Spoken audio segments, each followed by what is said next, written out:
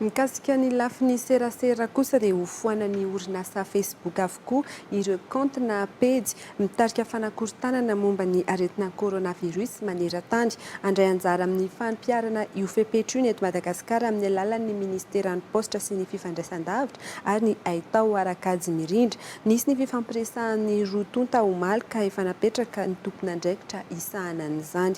Farany ihany Rasafindravelo sy Setra Andrianabo.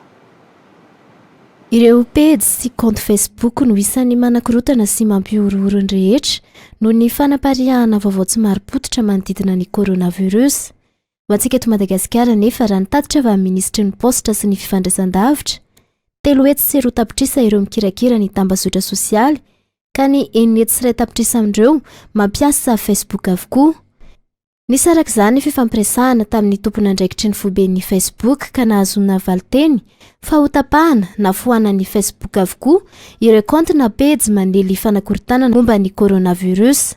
Ho fampiarana izany dia misy ireo tompon'andraikitra eo anivon'ny ministeran'ny posta sy ny fifandraisan-davitra ary ny Aitao Arakajy Mirindra anara-maso ny tambazotra Facebook eto Madagasikara.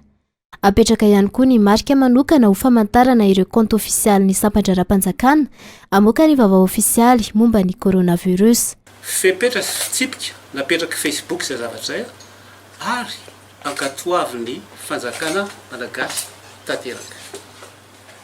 Noho izany ato ministera zany efa misy ekipa mandray amin'io zavatra io ary fampiresaka manokana amin'ny Facebook.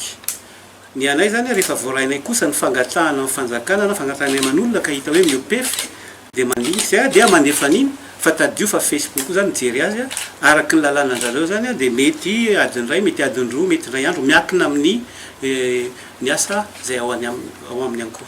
Dia ny ministera ihany koa dia anoratra ary ampafantatra ny Facebook ireo pejy ny androm-panjakana ofisialy rehetra zay ho asitsika fanamariana natao hoe ikonina mangamanga zany afantarana azy.